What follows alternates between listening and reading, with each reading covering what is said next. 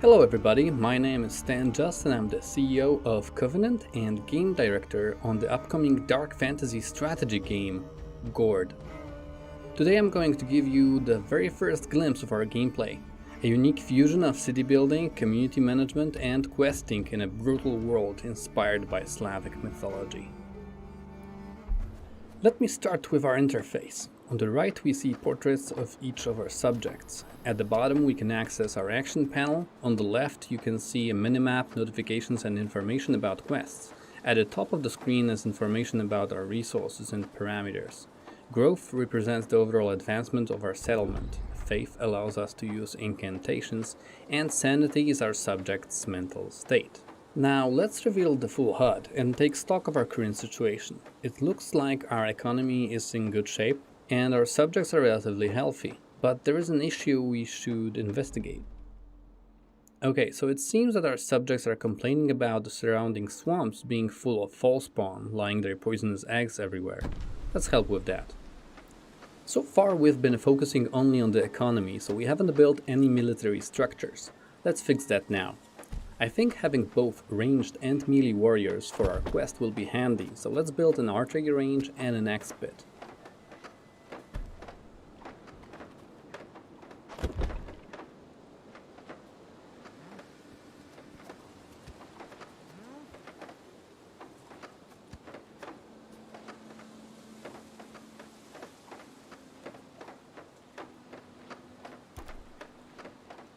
If we're expecting a fight, we'll want to assemble a squad with the best traits, items, and the most fighting experience to ensure our chances of victory. It also might be a good idea to include a scout to improve our line of sight. We can preview each squad member's profile in the details panel.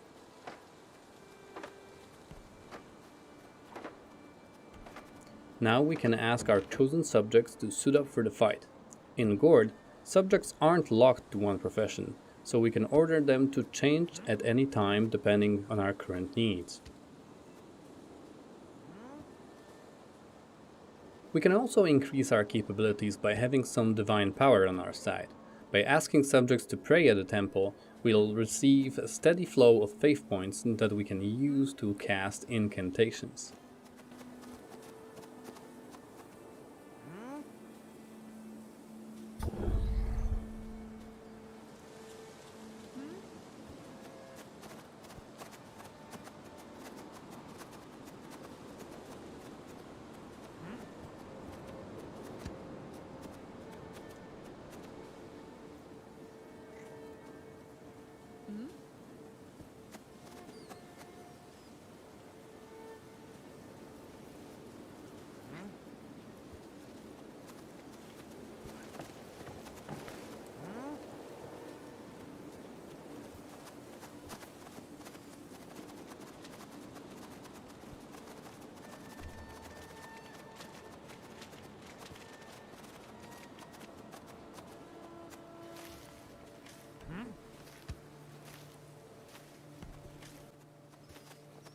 Alright, I think we're well prepared now and ready to go.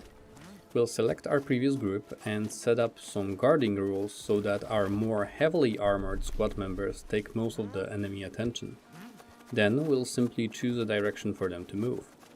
Along the way we might also stumble onto some points of interest such as ruins, broken carts, loose stones and corpses. We should investigate these, since they can often lead to resources or valuable pieces of equipment. But as with everything, value comes at a price, so we'll need to be wary of beasts and monsters guarding these treasures. Combat in Gord is very straightforward. Once an enemy enters our squad's line of sight, each of our subjects will attack automatically. Each subject has 2 attacks and will default to the best one depending on the situation, such as facing a singular enemy or multiple opponents at once. Enemies in our world come in a variety of shapes and sizes. You can expect to find beasts, monsters, humanoids, and the most powerful of all, horrors. Creatures such as beasts and monsters are territorial and will usually guard a certain area, often hiding a resource or treasure. Humanoids, on the other hand, are more prone to raiding. If we weren't to attack first, they would almost certainly assault our Gord in the near future.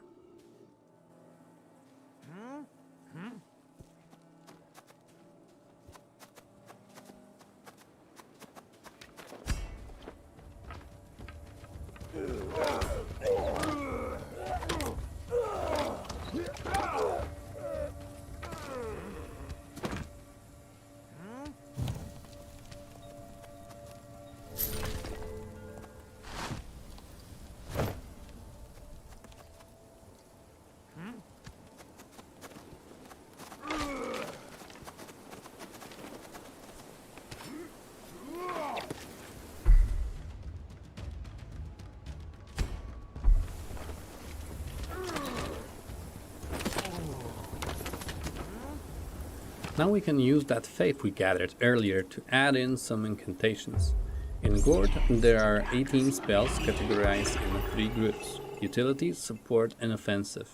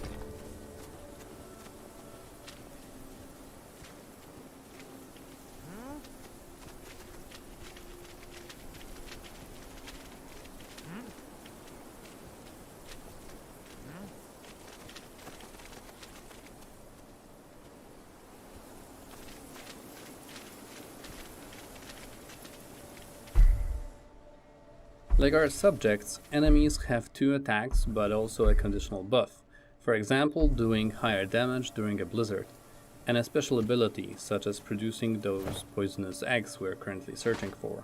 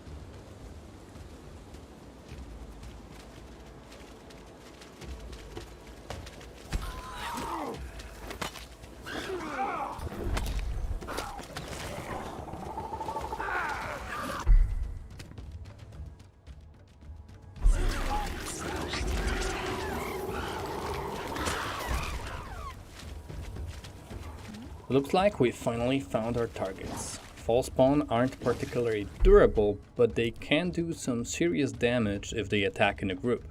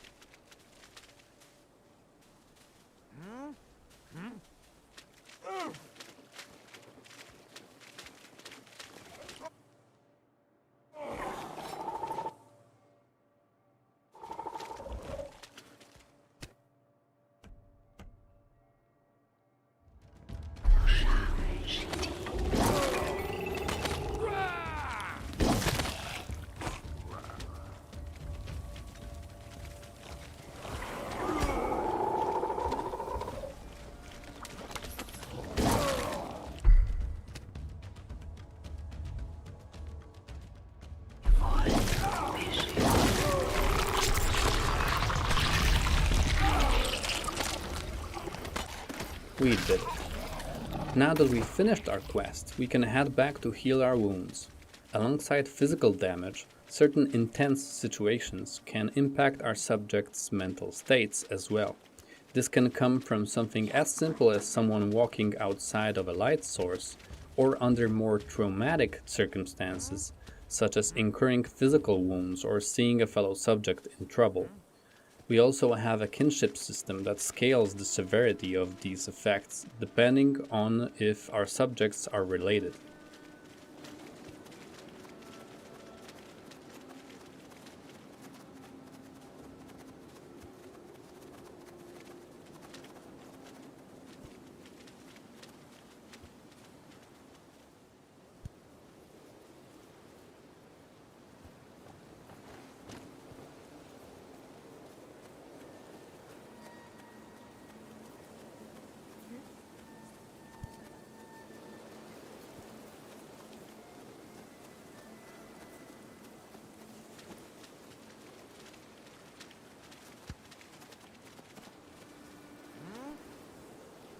Finally, we can give our subjects some well-deserved rest. This Balia can help with physical regeneration, while our Meadery can let our subjects relax and forget their worries. Soon, they'll have recovered and be ready for more action. So far, we've shown only a small piece of one level. Each of the campaign maps has been handcrafted to accommodate our main story following the events described in our in-game book of lore, the Chronicle. But we also have a custom scenarios mode, which will allow us to freely customize our experience. Here we can choose from a variety of settings, ranging from the size of our map to the type of terrain we'll encounter, how many points of interest we'll have available to investigate, how many enemies will be in the world, and those starting resources we'll have. Next, we can choose our starting group. We'll be given a set of subjects chosen from a pool of 1000 semi-randomized profiles, each with their own characteristics and bios. Each profile can differ not only in subject's starting profession, but their equipment, age, strengths, weaknesses, or predispositions for gaining certain types of experience. Once we are happy with our scenario, we can procedurally generate our map and begin our adventure. In this instance, we've chosen the Construction Challenge, but we are free to continue playing after completing our main objective.